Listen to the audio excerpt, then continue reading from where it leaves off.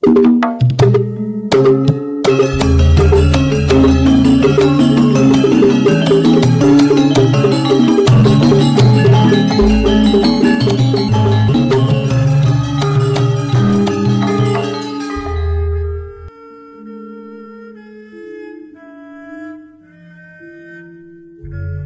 Ibu, para kadang kinasih simbah-simbah lan adik-adik, para rama suster bruder berkah dalem Gusti, sugeng rawuh wonten ing PDSK channel menika.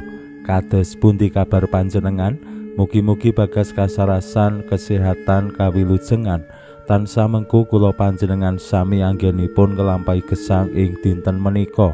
Lan mugi-mugi lumantar panglimbang basa Jawi waosan Injil kula panjenengan sansaya saged nggayuh iman kapitadosan ingkang leres lan mantep. Langkung-langkung anggenipun kula panjenengan sansaya saged bangun komunikasi ingkang sansaya ngraketaken panunggilan antarane umat siji lan sijine sarta kalian masyarakat saumume ing sakiwa tengen kula panjenengan. Selamat berhari Minggu. Dinten menika tanggal 1 Juni kula panjenengan mlebet ing Minggu Paskah kaping 7 lan ing saben Minggu Paskah kaping 7 kula panjenengan kaajak dening pasaman suci ugi mengeti Hari Komunikasi Sosial Sedunia lan ing taun menika ngancik ingkang kaping 59. Bapak Paus ngajak kula panjenengan lelimbang menggaing Hari Komunikasi Sosial Sedunia kanthi ira-iraan bagikanlah dengan lemah lembut harapan yang ada di dalam hatimu.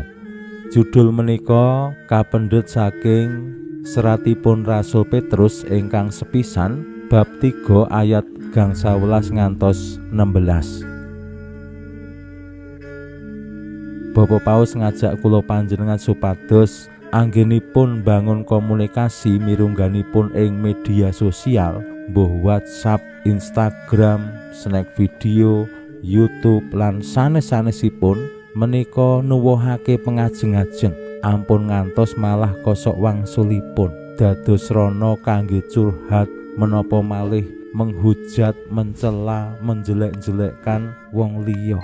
Supados menapa media sosial dadi srana nuwuhake pangarep-arep ora kosok baleni, malah gawe emosi, malah gawe wedi, malah rumangsa terancam lan sapanunggalane. Lan jejering warganing bangsa Indonesia, kula panjenengan tanggal 1 Juni ugi mengeti dina laire Pancasila, hari lahir Pancasila.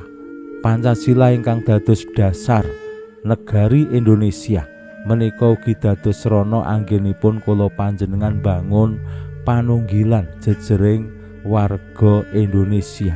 Mbuh agamane apa, sukune apa, kepentingane apa wae, kabeh bisa manunggil awit saking Pancasila. Ampun ngantos ing manah kula panjenengan menapa malih ugi ing kelompok-kelompok kula panjenengan malah nyingkirake Pancasila sing dadi dasar negara. Jejering umat Katolik ingkang 100% Katolik, 100% Indonesia, kula panjenengan katimbalan supados martosaken nilai-nilai Pancasila menika lan asung paseksen lumantar gesang kula panjenengan nilai-nilai Pancasila menika. Sabda dalem Gusti dinten menika ugi asung kasantosan tumraping kula panjenengan sami bilih Gusti ugi ngersakake panunggilane para murid dalem. Para murid bisa asung paseksen menggaing panunggilan boten namung ing antarane para murid ning ya kabeh warganing pasamuan, kabeh penderek-penderek dalem Gusti sumrambahe bisa mbangun panunggilan kalian sapa wae. Pramila monggo kita pirengaken sabda dalem Gusti ing dinten menika lan kita wiwiti kanthi sembahyang sawetawis. Konjo ing asma dalem Hyang Rama saha Hyang Putra tuwin Hyang Roh Suci. Amin. Suawi sami munjuk Gusti Yesus sabda dalem Hyang Rama ingkang sampun manjalma Mugi karsa ngandika dhateng kawula wonten ing asepen ing telenging manah kawula. KBKO kegiatan lan panglipur ingkang manjing ing sabda dalem kapenuwana kawula mawira ing kawicaksanan dalem. Mugi-mugi srana anggen kawula maos lan mirengaken sabda dalem kawula sansaya nunggil ing sampeyan dalem. Amin.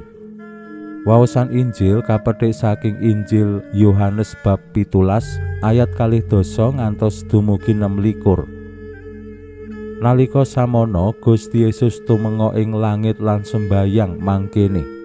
Boten namung sederek-sederek menika kemawon ingkang kula sesuwunaken, nanging ugi sanes-sanesipun ingkang badhe sami pitados dhateng kula margi piwulangipun. Mugi sadaya manungsa manunggila dados tunggal kados dene Rama manunggil kalian kula lan kula kalian Rama. Mugi sedaya samiya manunggil kalian Rama lan kula amrih donya pitadosa bilih Rama ingkang ngutus kula. Dene kamulyan peparing dalem kula paringaken dhateng sederek-sederek wau supados sami manunggil dados setunggal kados kula kalian Rama. Kula kalian sederek-sederek wau lan Rama kalian kula mugi manunggila dados setunggal ingkang sampurna supados donya mangertosa bilih Rama ingkang ngutus kula sarta bilih kula tresna dhateng sederek-sederek wau kados Rama anggenipun tresna dhateng kula. Rama saking kajeng kula sederek-sederek ingkang dipun paringaken menika wonten ing pundi kemawon sageta nunggil kalian kula Rama tresna dhateng kula wiwit saderengipun jagat dumados. Rama ingkang suci, donya boten mangertos kalian Rama, nanging kula mangertos lan sederek-sederek kula ugi mangertos bilih Rama ingkang ngutus kula. Asma dalem sampun kula wedharaken dhateng sederek-sederek menika lan badhe tansah kula wedharaken amrih katresnan dalem ingkang kagem tresnani kula manggena wonten ing sederek-sederek wau. Dene kula nunggil ing sederek-sederek wau. Makaten sabda dalem Gusti. Suawi sami munjuk Gusti kawula munjuk sembah nuwun karana sabda dalem.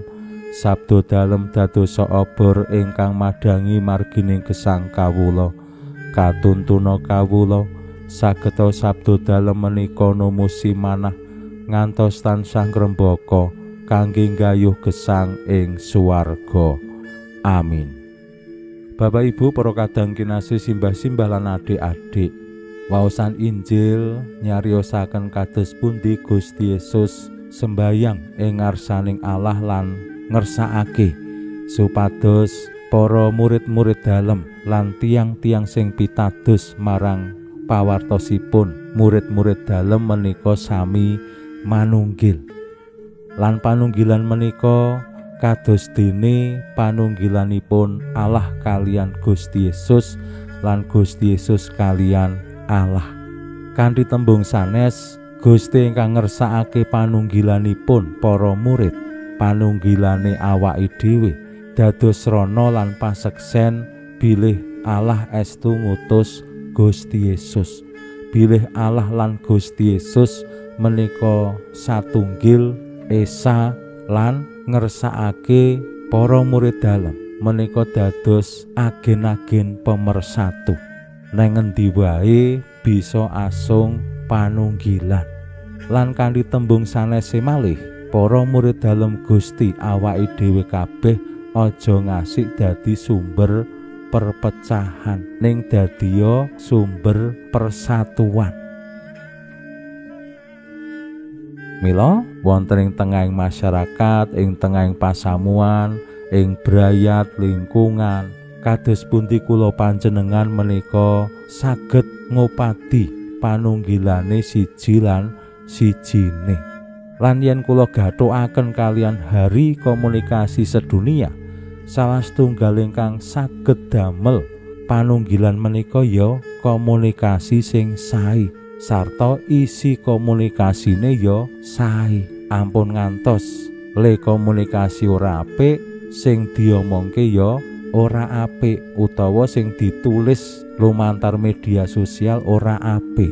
Kadangkala wonten ing pundi kemawon masalah siji karo sijine diwiwiti saka komunikasi sing ora apik, termasuk wonten ing brayat. Kula panjenengan katimbalan anggenipun bangun panunggilan menika bangun komunikasi ingkang sae tumraping sesami lan tetep tansah bangun komunikasi sae ugi kaliyan Gusti. Pinujiya Allah sakmenika sarta ing salami-laminipun. Salam sehat, salam bahagia, salam katentreman. Lan mugi-mugi lumantar panglimbang dinten menika kula panjenengan tansah jinangkung ing berkah dalem Gusti ingkang Maha Kuwasa, Yang Rama saha Yang Putra tuwin Yang Roh Suci. Amin.